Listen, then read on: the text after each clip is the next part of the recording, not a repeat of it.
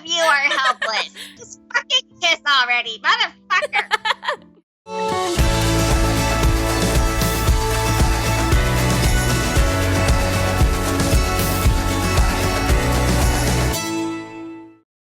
The ball comes to an abrupt end after Alcaster's stunt.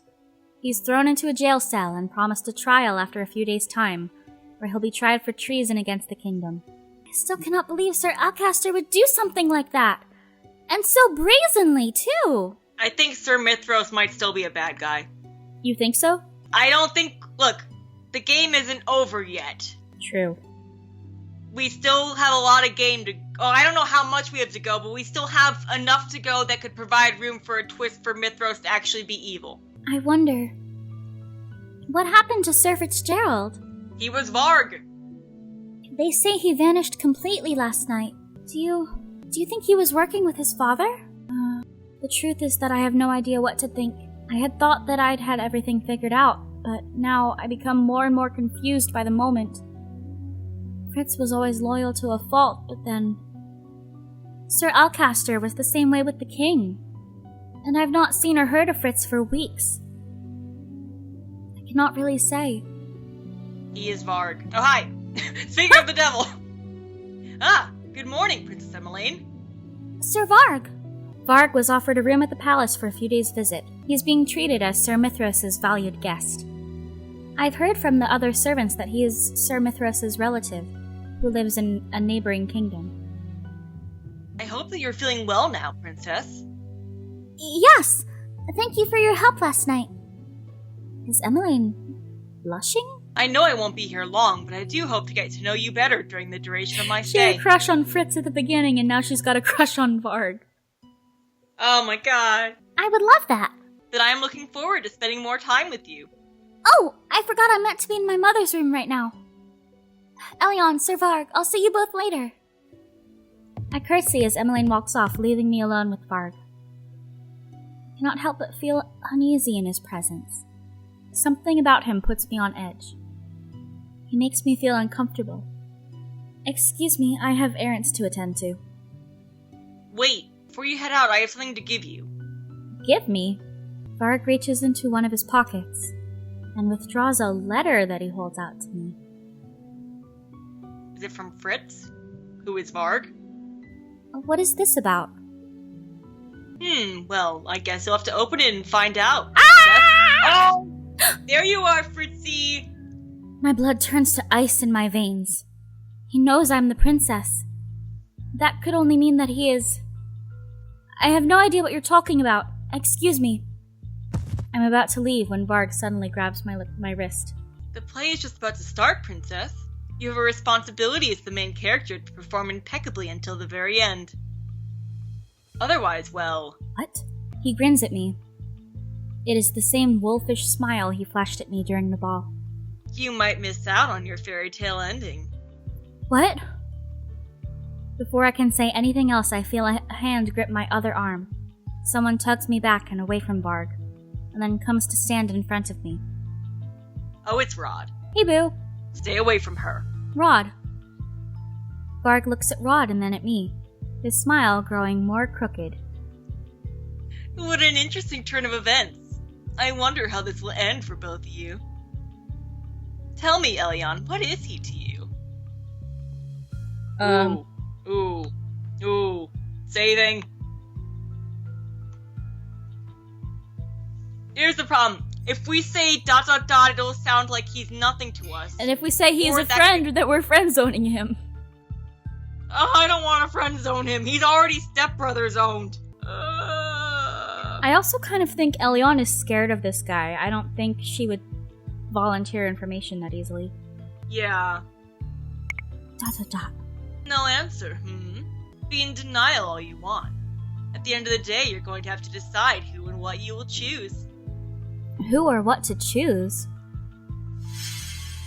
Oh, good. Silence. You are harassing one of our staff members. Of course. I apologize for my rude behavior, Your Highness. You seem to know a lot about us. Are you I lower my voice. Are you a witch? You're asking the wrong person, Princess. He knows who you really are? I think you two are worrying too much about me. After all, I'm just a pawn in this game. Varg dips into an elegant bow and flashes one last smile before walking away. Oh, Mithros is totally evil. Are you alright? I am. Thank you for helping me. You know I'd do anything for you. Ah! Oh, whoa! What? What? Rod shakes his head before stepping away. Anything. Anything. For me? Rod coughs, pulling me from the thought. It is possible that he is a witch or that he is working with other witches, but we have no evidence to prove it. Until we figure out what's going on, you need to be wary of him. I know. Oh. Rod smiles at me gently. The look makes my heart thud once, painfully in my chest. Doki! Stop staring at me like that. Rod looks away, his cheeks tinged red. I feel my own cheeks warm at the sight. I wasn't staring at all. Both of you are helpless. Just fucking kiss already, motherfucker. Shut up, Sebi. Rod gives me one last look before finally turning and walking away. I placed my heart. Yes, I placed my heart. Yes, of course. I placed Down on my chest. I place my hand over my chest, where I can still hear my doki doki heartbeat. This feeling, so sudden and new. If it is what I think it is, then I have no right to feel that way about him. Wrong, Elion. He's my stepbrother. Don't say that, Elion. That's not true. That's not a fact. We're not acknowledging that. I shook my head to clear the thought, and then glanced down at the letter that Varg just delivered to me. There's only one sentence written on it. Come to the throne room alone tonight. Wrong, motherfucker. Well, that can only go well. Oh boy. The throne room is empty when I arrive. I can only hope this is not some sort of trap. Soon after I enter, the door squeaks open and a familiar face enters the room. Sir Mithros! Sir Mithros walks towards me. When he is close enough, he drops to one knee and bows. I frown as I take a step back from him. My princess, do not be alarmed. I know of your true identity. Sir Mithros flashes me a wide smile that causes a shudder to run down my spine. You know who I am. That means that you're... I take another step back as the blood drains from my face. Sir Mithros' smile only widens at my reaction. I'll say it for you. Yes, I am a witch. If you're a witch, then Sir Alcaster is... A fool. A mere human. A fool one. And Varg. Oh, nothing but my personal errand boy. Thought suddenly occurs to me. If Sir Alcaster was plotting against the kingdom, then did Sir Mithros also punish Fritz somehow? What about Fritz? Was he part of Sir Alcaster's plans? Ah, the knight. To avoid confusing you, let us just say that the situation surrounding him is too complicated to adequately explain. He is Varg. I command you to answer my question, Sir Mithros. Was Fritz a part of this? If it makes you feel any better, he refused to be a part of Yes, this. yell at me more. He refused. Does that mean he was not a part of the plans? Or just that he was unwillingly forced to participate? I'm certain that Sir Alcaster would not be happy that his own son was disobeying him. He either forced him to help or assigned him outside of the palace. But if Fritz knew of Sir Alcaster's plans, why did he not warn anyone about him? Was he working with Sir Mithros as well? He's fucking Varg! How much you want to bet Mithros is the one who cursed Fritz? Oh. And at least when he's... And like, I don't know about when he's Fritz, but at least when he's Varg, he called him his personal errand boy. What if Fritz, has no choice but to kind of obey Mithros in that state? Damn, that's awful. More questions swirl in my head, but none of them have answers. When this is over, I will personally ask Fritz about this. Once I can locate him, I shake the thoughts away and bring my attention back to Sir Mithros. Why bother with this reveal? What do you hope to gain from it? Before we start our conversation... Sir Mithros waves his hand, conjuring a faint green glow that envelops the whole room. Just in case someone decides to eavesdrop. I wouldn't want any of your witch friends listening in on us. Yes, I'm aware that one of them has been snooping around the palace these past few months. The snooping has made it more difficult to move around without exposing myself. Sir Mithros clicks his tongue in annoyance. Such a nuisance. He's referring to Delora. She and Parfait warned that there was a witch in the palace. Is Sir Mithros truly that witch? I never trusted him, not even when I was a princess.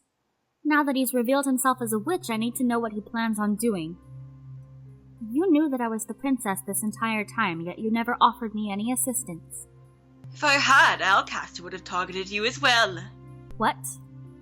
Alcaster wanted to dispose of the royal family. If he had known you were the princess, he would have been after you too. It would have been easier with no one remembering you as the princess. But unfortunately, Fritz told his father about you, thinking that Alcaster might be able to help and protect you. And it didn't help that Varg confirmed it. Your mother wouldn't have been happy with me if I put you in harm's way. And that is why I had to pretend to not know you, in order to protect you. He's one of our mother's underlings. Oh shit! He is a sub! Sir Mithros is silent for a few moments before he speaks again. Revealing myself. Oh my god! What? I think I just fucking cracked this whole thing wide open. Crack it, crack it, crack it! He wants us to be the Tenebrarum bearer. Yeah, you're right! You're right! Holy shit! The moment you said it, it all Holy snapped shit. into place. Holy shit! The moment you said it, it all snapped into place. Revealing myself to be a witch was necessary. I had to make myself appear useful to Alcaster somehow, after all. Then, of course, I learned of his foolish plans to steal the crown and decided to thwart them. Though not before I stole something from Alcaster first. His son. I played him like the fool that he was. I told him I would aid him with my magic, so long as he gave me the knight's protection. Using magic is almost impossible in this palace, so having the knights to back me up was crucial. The knights? What does he need the knight's protection for? What are his plans? Sir Mithros starts pacing the room, his expression still calm. I found out that he planned to dispose of me after he obtained what he needed, so I disposed of him first. Alcaster might have been able to convince me most of the knights to aid him by promising them promotions, but, well, my magic is far more convincing. Sir Mithros stops in front of me, his deadpan expression transforming into a smile. Now let us desist speaking of my plans. The minute Alcaster's plans were thwarted, I knew I had to contact you directly. I am happy to see you in the palace, Your Highness. Although, we really need to get you out of those clothes soon. A maid's clothing does not befit a princess like yourself. That does not matter. My priority right now is to break my curse. Oh, of course. They must truly have been frightened to feel the need to curse you. I feel an uncomfortable tug at my heart. To think that the Lucis bearer would actually allow a witch to curse you. Oh my, he went dark. Sir Mithros shakes his head, disgust written on his features. When you suddenly disappeared that day, it was as all traces of your existence had vanished. I searched for you endlessly, Princess. When you first appeared here in the palace, I did not recognize you immediately, but I felt a touch of magic in you and investigated. My curiosity is what prompted me to investigate you further. When I tried hard enough, I found that I could see through the glamour that had been cast on you. So Sir Mithros truly was the witch Parfait was referring to when she mentioned someone seeing through the glamour. Imagine my surprise when I found out that it was actually you. That fairy bearer had been nothing but a nuisance to us witches. First she betrayed your mother, and then she betrayed you before she had even met you. But Mother, she was the Tenebrarum bearer corrupted by darkness. Parfait only did what she had to. Sir Mithros looks at me clearly surprised. What lies have those people been whispering in your ear? Everything the Queen did, she did for us witches, to protect us from the wicked humans who destroyed our kind. It is clear to me where Sir Mithros's alliances lie. Sir Mithros sighs, runs a hand through his hair, and then continues speaking. On your 18th birthday, you will follow her footsteps. You will make this kingdom a place for all witches to prosper. I'm nothing like her. I refuse to make people suffer to fuel the crystal. I never bore witness to the suffering the people had to go through during my mother's reign. But the stories are enough to reveal her true nature to me. It's hard to believe at first, but these people do not have any reason to lie to a servant like myself. They have nothing to gain from it. I finally understand why the hatred people had for me ran so deep, even when I did nothing to them. It was because I was the witch's daughter. Your mother wouldn't be happy to hear you say that. Let me assure you that this is not a destiny you can run from, dear princess. I will not let destiny take control of my life. I feign tiredness by releasing a long yawn.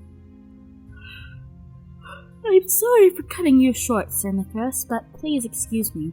I'm getting tired. I'm about to walk past Sir Mithros when he starts speaking again, his voice a low whisper. I noticed that you have gotten closer to the family you so despised before, the prince included. I narrow my eyes at him. You care about him, don't you? I must confess, this surprises me, princess. Such a relationship would certainly be a scandal. Even if you two are not blood-related, he is still your stepbrother. Whatever will your dear father say about this? I clench my fists. He has no right to lecture me. I already know that these feelings are wrong. I know that I cannot have them. I assure you there's nothing between the both of us. Oh, is that so? Are those lies you utter just to convince yourself? This man is beginning to try my patience. Allow me to share a little secret with you, princess. Oh my god. No, don't tell us about Vyrika. I am not interested. I head for the door and reach for the knob. Oh, but I think it is something you would be most curious about. He's gonna try and make a deal with us. After all, know the consequences of the prince failing to break his curse. I also happen to know that someone special to him is getting married tomorrow. Tomorrow! What? Tomorrow! I'm sorry, what? Tomorrow! I'm sorry, what? She's getting married tomorrow. My hand freezes. How do you know about all this? I know all of the happenings around this place. That is my job, princess. Now tell me. Okay, calm down, Littlefinger. Do you know the ending to the fairy tale, The Little Mermaid? I do, but this child don't. My blood runs cold when I remember what Emmeline told me about that fairy tale. If the prince fell in love and married someone else, the little mermaid's heart would break and she would dissolve into sea foam. I conducted my own investigation, and actually met the witch who bestowed the curse on the prince. In meeting her, I found out everything that there is to know about it. I turn to regard Mithros with a frown. It seems I have finally gotten your attention. What do you plan on doing to Rod? Sir Mithros shrugs. To him, nothing really. I was merely curious. I wanted to know what you saw in him. What do you know about his curse? It stays true to the fairy tale. Only in this case, the prince gives up his voice for a title. Still, it will end the same way. The girl will fall in love with someone else despite his sacrifice. You mean... On his beloved's wedding day, the prince will die. I had thought you might have reached the same conclusion. Tragic, don't you think? I had the same thought, but was Rod truly going to die? So the reason Rod gave up breaking his curse was because he knew that Viorica would never love him back. He knew he was going to die the moment Viorica married. Dread begins to wash over me. Why not ask him yourself? As if orchestrated by magic, the double doors open. Shit. And Rod steps inside. Oh shit! When he sees me, his expression relaxes. I've been looking all over for you. I wanted to speak with you about my discussion with Lady Parfait. He can't see him. Oh god! I turn around to face Sir Mithros once again. But to my surprise, he is already gone. When did Sir Mithros leave? Elyon, is something wrong? Was Sir Mithros really speaking the truth? I feel like asking might go better than confronting. I feel like if we ask, he'll just give us the same answers we've been getting from him so far. Confront him. Confront him. Is this really how you want things to end? What are you talking about? Have you even thought about what your family will feel after they find out you lied about your curse? You're going to die when Viorica gets married tomorrow, am I right?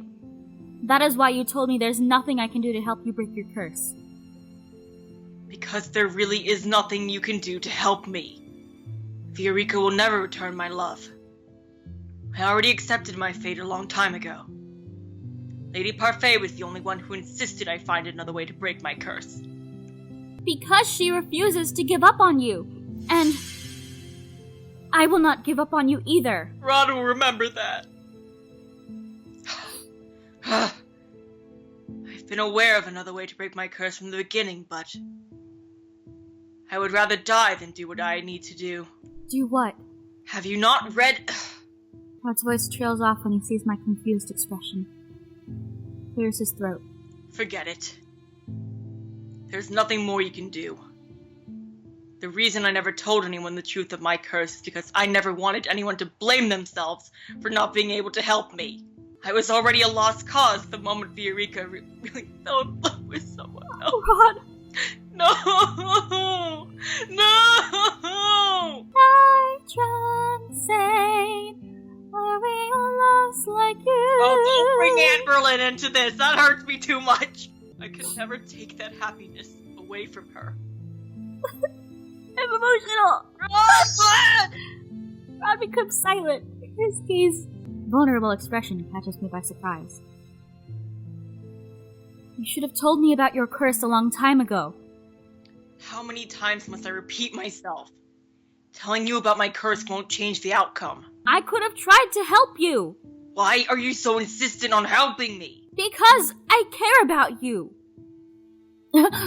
My face warms up when the words escape from my lips. Rod also flushes. What are you saying? That... I'm worried on you on Anne Boleyn's behalf, of course. I do not want her to think I let you die. Elian! Rod lets out a deep sigh. Just stop talking.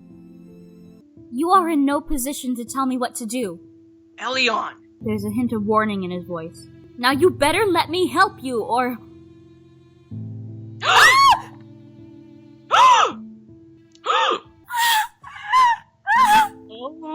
Oh my. You can't do this the day before you die, Rod! My words are cut off when Rod presses his lips to mine. It's only a brief kiss, and when he pulls away, his usual somberness has returned. I told you to stop talking. I can only stare back at him, baffled. Rod, you do realize you just kissed the princess. Sebi, stop. You're breaking the moment. Rod looks at Sebi and then at me. His face colors once more. He takes a step back, his lips pressed together. I'm sorry. Without any other warning, Rod turns abruptly and stalks out of the room. Rod, you get back here! Rod! Sebi falls from his shoulder and falls to the ground. Rod does not notice in his hurry to leave. Debbie, tell us the way! I stare after him in shock. I can't believe he just ran away. Oh no! I walk to where Sebi is and kneel down to pick him up. Are you all right? I'm fine, thank you, princess. Please, tell us, please! Sebi tilts his head to one side. That Rod. I wonder when he will start acting like a man. Suddenly kissing a girl like that is so unromantic. Is it, Sebi? Is it? Is it? I think about the warmth of Rod's lips pressed against mine and flush again. Rod may not say much, but he has a lot going on in his head. Thoughts he doesn't ever want anyone to know. But I will tell you them. I don't want to speak on his behalf, damn it. But I know he really does care about you, princess.